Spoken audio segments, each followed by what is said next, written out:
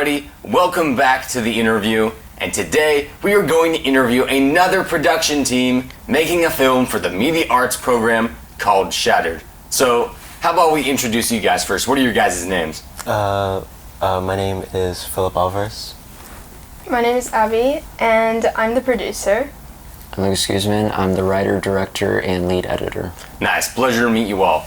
So, I really like the set that you guys built here, kind of like the last one that we made for the rear view episode. I really like the set. So, what's like the main significance of this room that you built right here? I would say the main significance is this is where I would say most of the story in our main character's life, Wayne, this is where everything takes place in his life. It starts out as basic living room where it's him, it's any guest he has over, it's his wife, whoever.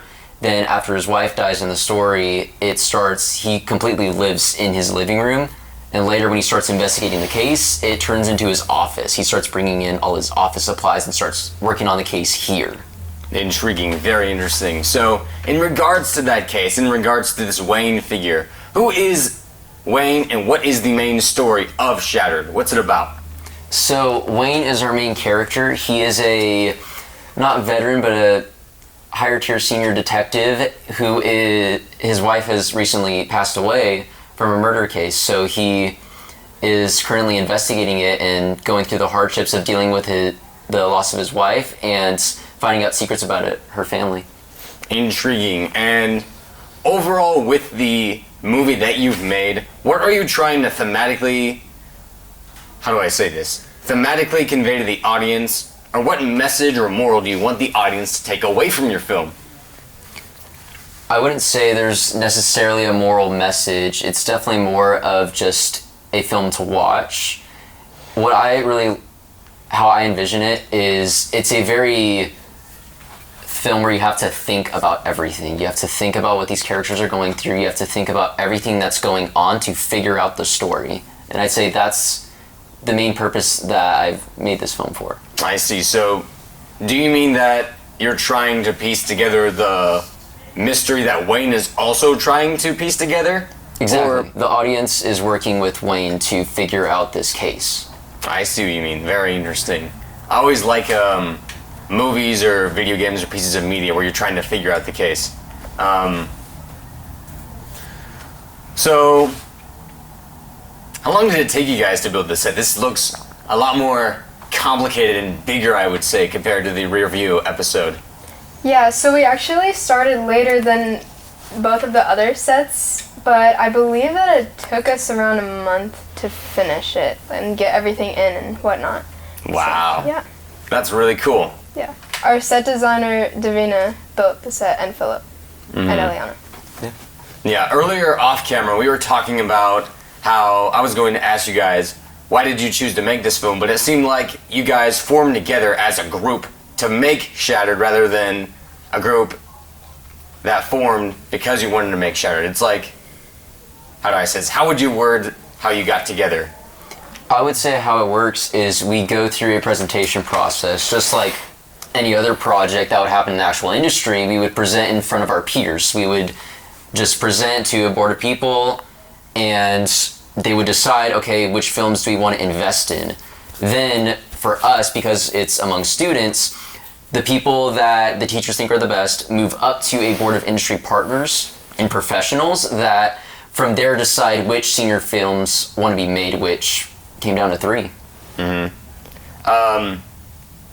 So I'm trying to understand this. I'm a little confused. So the seniors who are voting on your film, like form a committee of sorts to decide what films they want to make?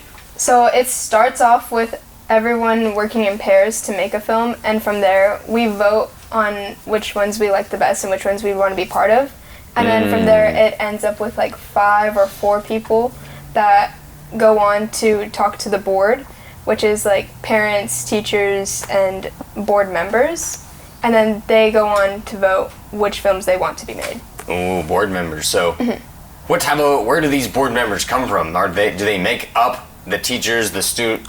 They come from local industries. So, for example, there is, I don't believe he was a part of it, but Zach Green, I believe, would be one of the possible board members. He's a local he owns a local production company and he makes commercials, films, anything that people hire him out for.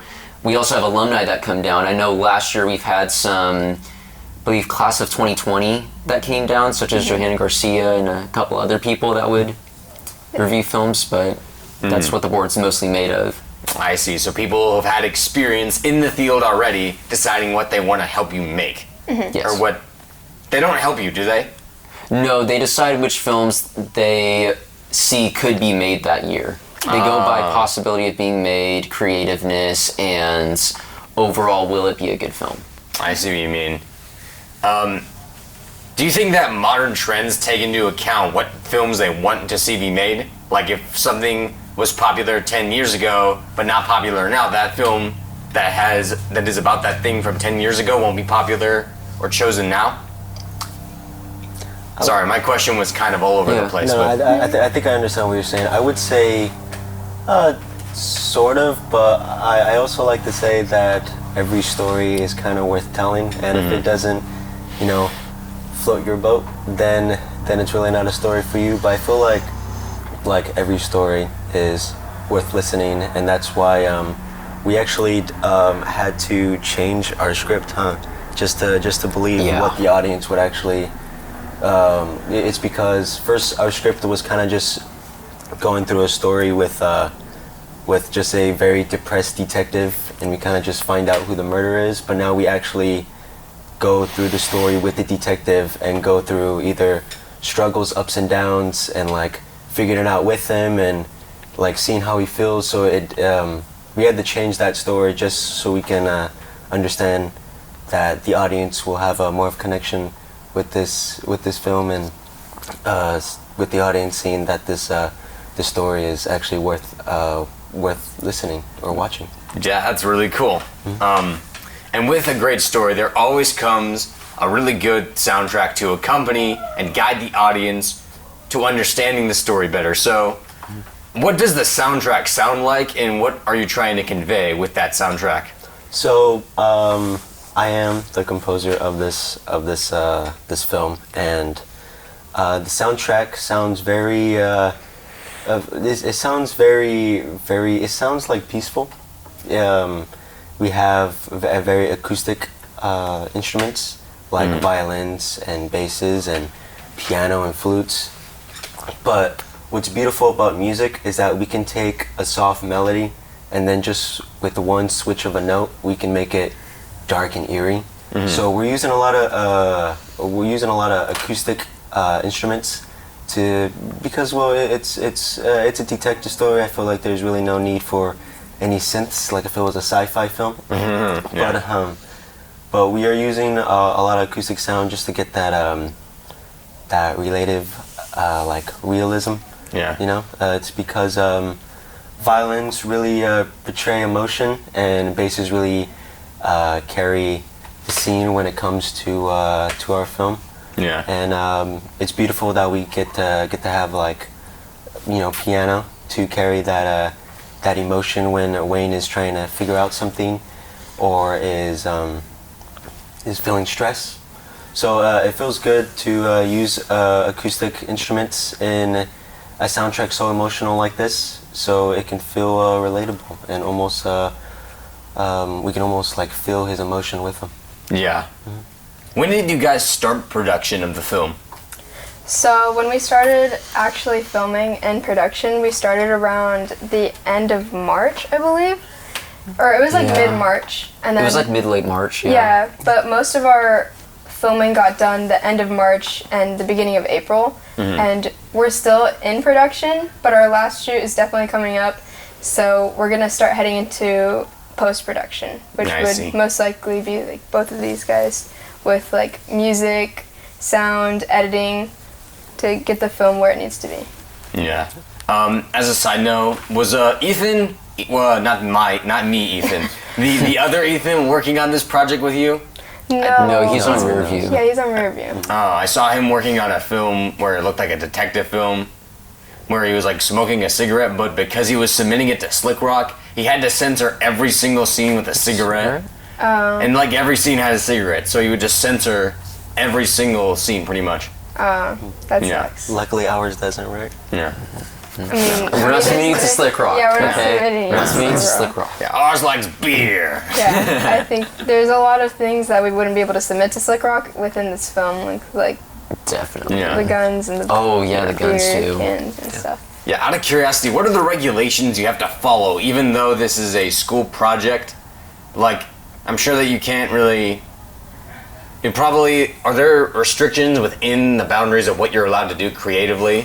So it can't be rated R. Okay. We go by a lot of PG-13 rules, so no F-bombs, no like sexual, anything related to sexual stuff. There's, what else? I don't think that they can be like intensely drinking. Yeah, I don't think it can be anything It can- super tense that's straightforward too. I don't think that we can show someone like dying, but like it can be shown. Does that make sense? Like you can Take that show part somebody out. dying, but it I can't be actually don't shown. know if that's I don't know. PG-13 or rated R. Well, it's because we have horror films too. I think we can show Yeah. someone dying. The goal Yeah. is like to. It's because a lot of parents and kids are gonna be there. Yeah. So we're trying to make it mostly like more like family friendly. I wouldn't say kid friendly because if not, then it would be more like of a kid film. If you make More it like family, PGG rated, Yeah. where it's Yeah. like no cussing, very like Yeah, no like- blood, no Like imagine gore. like the detective's like a little kid, but he's like holding like a lollipop, like a cigarette. I remember back in kindergarten. we should have Shattered Part 2 and we should do that. Oh no! Just Wayne's Mini shatter. backstory. I remember when the dog died at the daycare. Poor puppy. Somebody stole my toy car. What is the biggest challenge of making Shattered so far? I would say it's producing something at this scale, because it's very much a big jump. Because they tell us that they're preparing us, but it's also a big jump. If like we go back to it, like we've made films that are 7 minutes long, 10 minutes long, but now we're making a 30-minute film with adult actors, intense lighting, set design. Just it's a big jump, and I think that's been the hardest challenge: is how do we catch up to where we're at now, which a lot of it's just we have to figure it out. We have to look at videos, we have to talk to our teachers, we need to communicate with each other, we need to say everything so that we can build each other up and make everything possible ourselves. I see. Do you think that this is your favorite production that you've worked on so far? Or is there one in the past that you liked more? I don't know, I'd kind of say this one, just because we've done a lot of like really nice stuff with it, and I'm happy with how it's been turning out so far, especially with our actors. I like our actors a lot, and it's nice working with adult actors, where they kind of work with, they try and work with your schedule. They're a lot more professional on set. It just Very. works out a lot better. Yeah, I would say this one is it's my favorite. It's because like Lucas was saying that we were like learning a lot. This is actually the most I've like learned during a project, and I actually enjoy my role and the people I'm around and the just this whole project. I gotta say this is one of my favorite ones, and I'm glad I'm doing this one in my senior year. Yes, I see what you mean. Alright guys, it was such a pleasure to get to discuss with you about the film that you're making, Shattered, and are there any other advertisements, social media links that you'd like to pin or mention to the audience to like watch the status of the film you made? Or support you It perhaps? sounds like official Shattered film. Yeah, go follow Instagram? Official Shattered on Instagram. Or Official Shattered Film on Instagram. Alrighty then. Thank you so much for your time and have a very good day. Yeah, Thank you you. for having us. Thank you.